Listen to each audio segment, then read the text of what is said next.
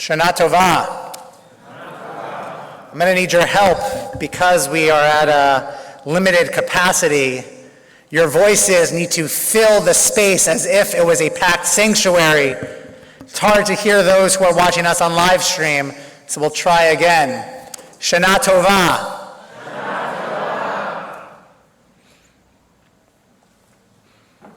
I'm so grateful, especially the end of this summer, for Jewish summer camps. Camp is one of the many ways and places that helped me fall in love with Judaism.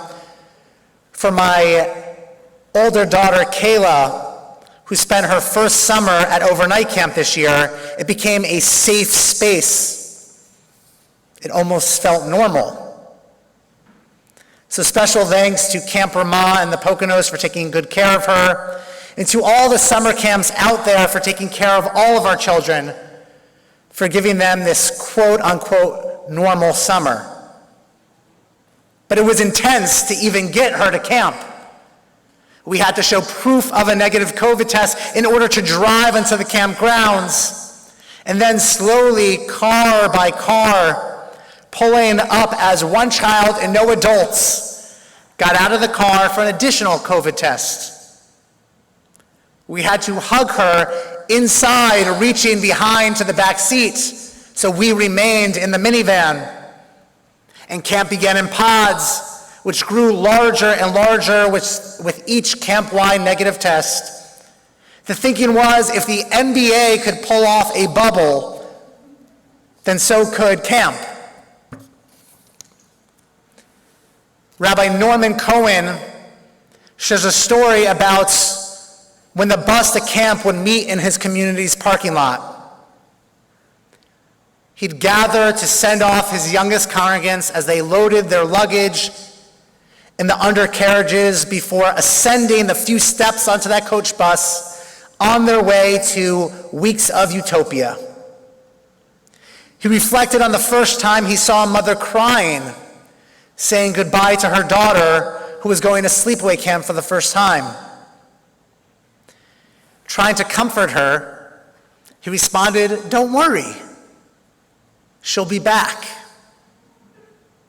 But the mother kept crying and responded through tears, "No, she won't. She's never coming back. Not this child's. My daughter will be a different person when I see her in 4 weeks." I thought of that story as I put on my sunglasses, even though it was cloudy and raining, to mask my tears during that drop-off. I knew my daughter would come back a different person, for the better, but nonetheless different. And I've been reflecting on that difference ever since.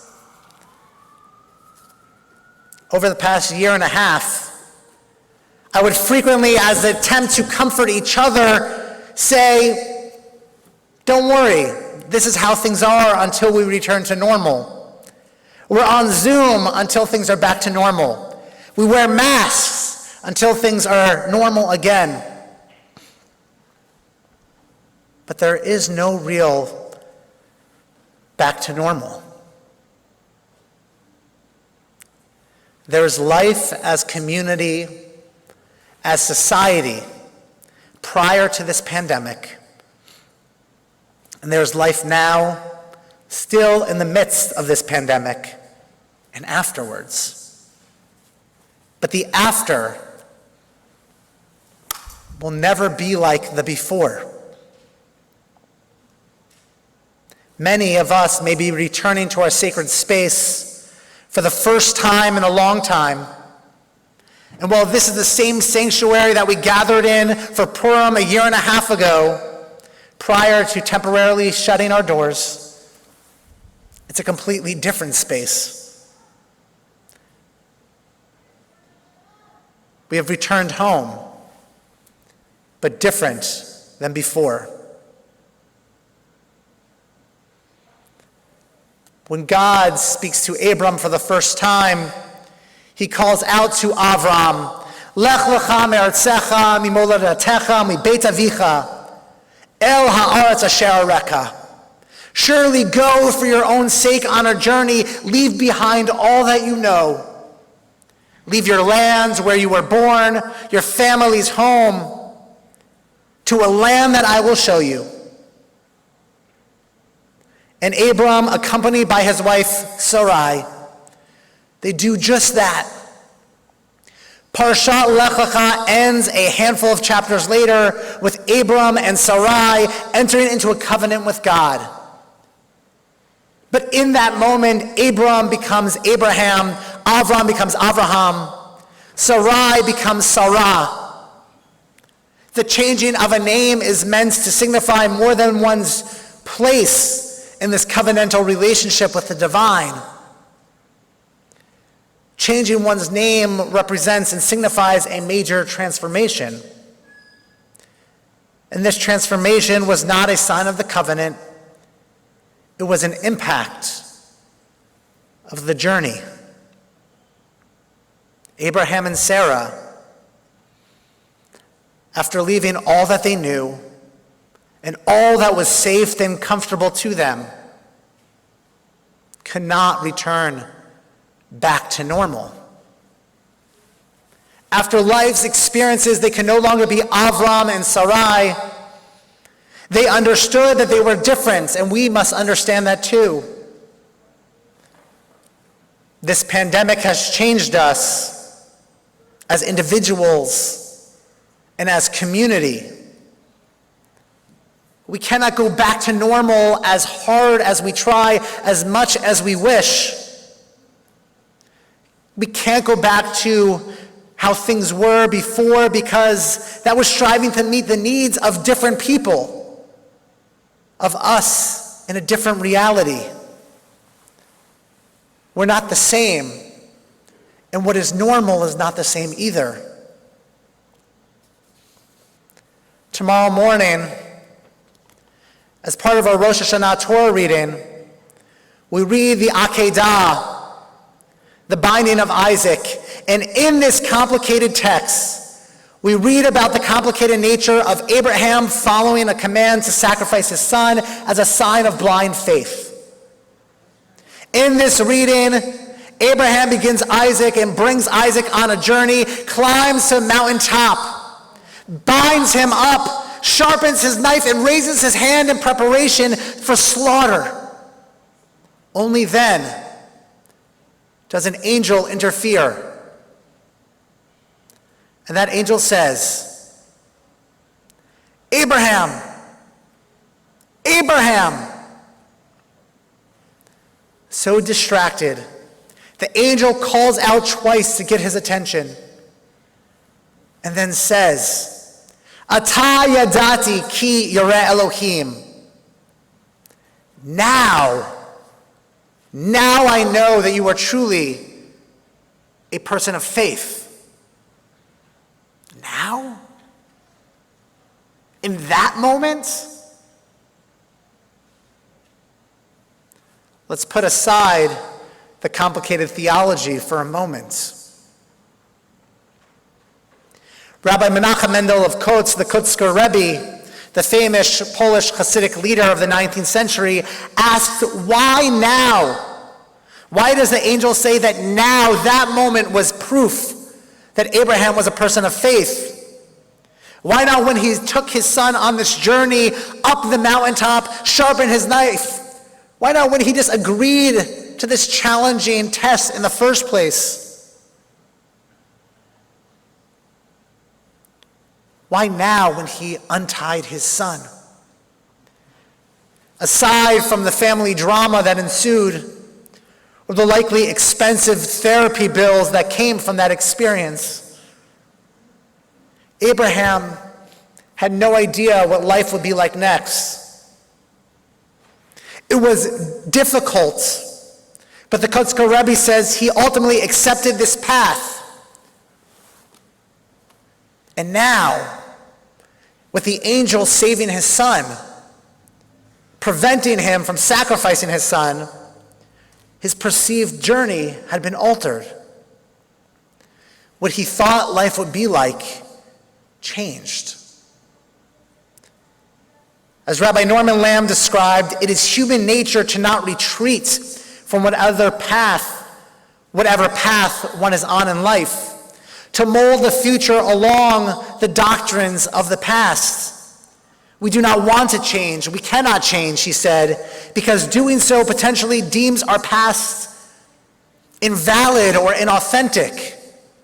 What the angel is suggesting here is not that Abraham is a person of faith because he was willing to sacrifice his son. What the angel is declaring is that now Abraham is a person of faith.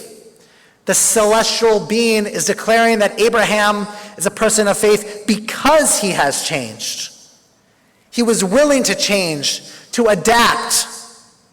He didn't dig his feet in the sand, stuck in his ways, committed to a reality that could no longer exist. He understood that people change. The reality of the world around him and his relationships with those around him are forced to change as well. And so, we are here today, some of us seated together in this sacred space, some of us on our couches attempting to create sacred space together at home, wanting things to be back to normal, but they're not. Hopeful that maybe in 2022 they will be. But they won't, because we are forever changed as people and as community, as individuals. And as the angel declared to Abraham, "Ata yadati ki yireh Elohim," that now as we embrace such changes, we can do so knowing that such changes are part of the process to connect and reconnect to the divine and to become holier versions of ourselves. In a few moments, we'll blow the shofar. When we blow the shofar, we do so with 4 separate notes: Tkiyah, Shvarim, Truah, and then Tkiyah Gedolah. Tkiyah, we are whole. Shvarim, we are broken and different than before. But we do not return to becoming whole again. Truah, we have been shattered to pieces and our ideas of the past are shattered. And then even when we expect to return to Tkiyah, to return to how it was before, we ultimately conclude with Tkiyah Gedolah,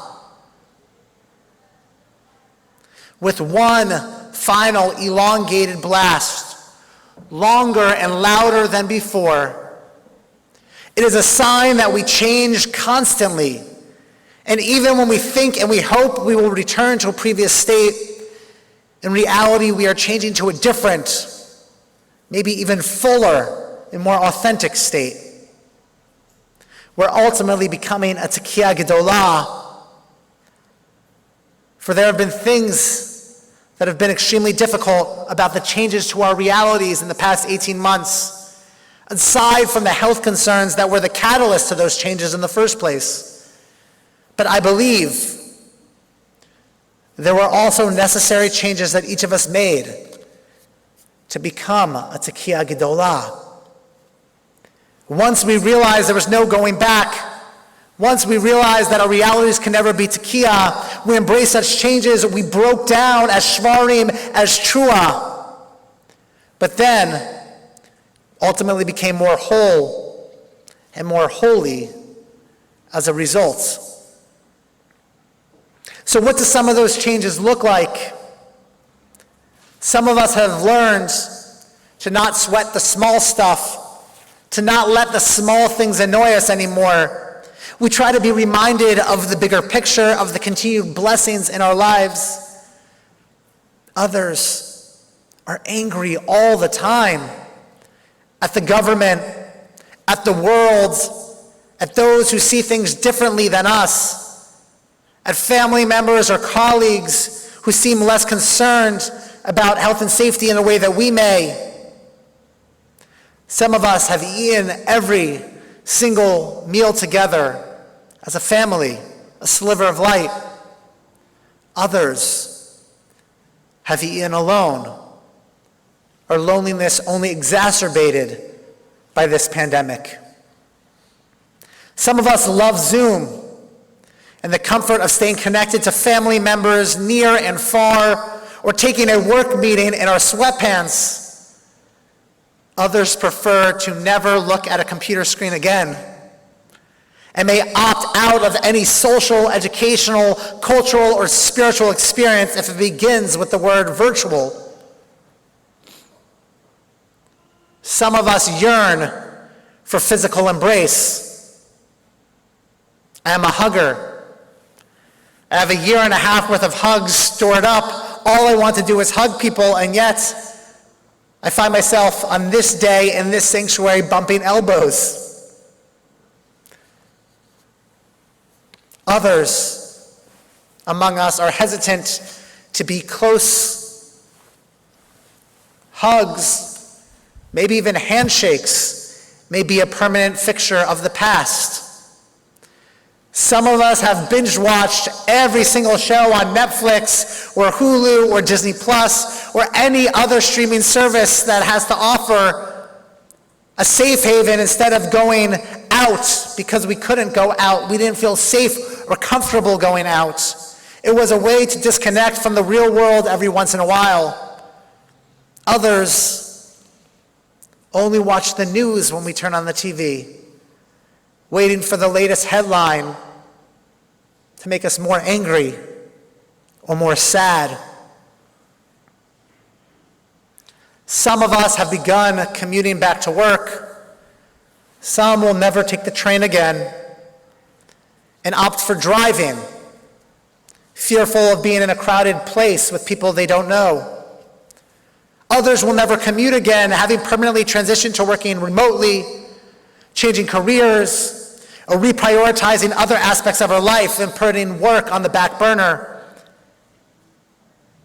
Some have a mask to match every outfit. It's become a clothing accessory. My children wear masks everywhere and often remember to bring them when I forget. In fact, they're so used to them, they would come home from school or camp and sit on the couch for over an hour with their masks still on, forgetting that it's on their face. Some of us can't wait until we shed our face coverings here or elsewhere and see each other's smiles again. Others may forever mask up when in a public, crowded space.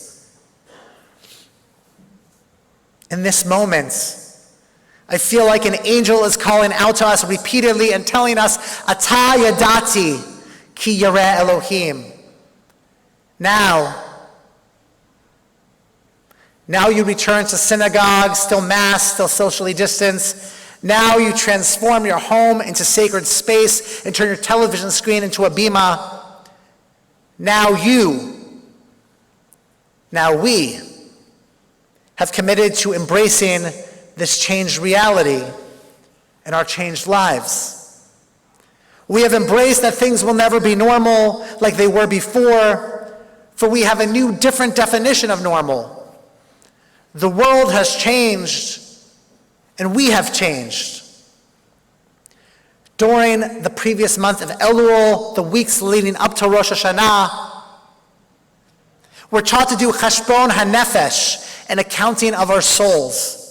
We're tasked with reflecting on the year that has passed, on what we did right, on what we did wrong, and how we can change for the better in the future. In fact, this entire high holiday season is really about change. A personal change. A promise to be the best version of ourselves.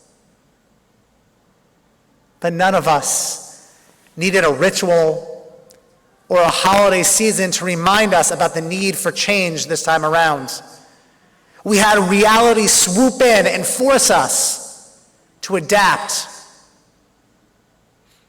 Do we still yearn for what was, knowing that it's impossible? Or do we embrace what is?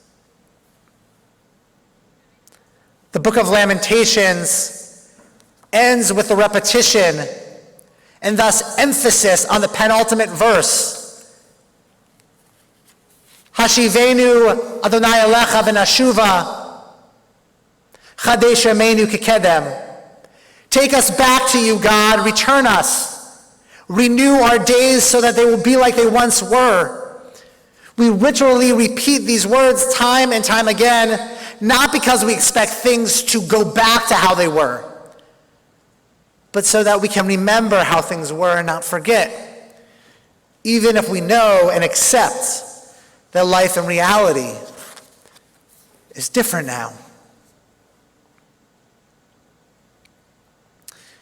When we picked our daughter up from camp, there were many tears.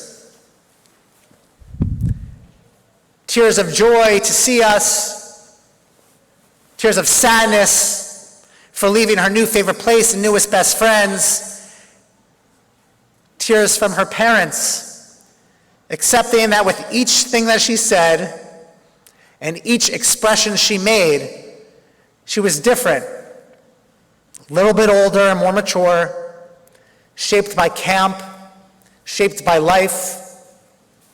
Our little girl didn't return. Someone else did, changed by life's experiences. But like her, we all, changed by our experiences, become a Tekiah Gedolah, a different, changed, renewed version of ourselves. Our names may not have changed like Abraham and Sarah, but we have. And certainly the metaphorical journeys we have been on as individuals and as community, as society, are just as extensive as theirs. Gone is the world we once knew. Now is a new reality. Far from the land we dreamed that God would show us. But we embrace this change. For Atah Yadati ki yireh Elohim. Now, as different people living in a different worlds, may we connect with the divine and the divine spark within ourselves in the year to come. Shana Tova.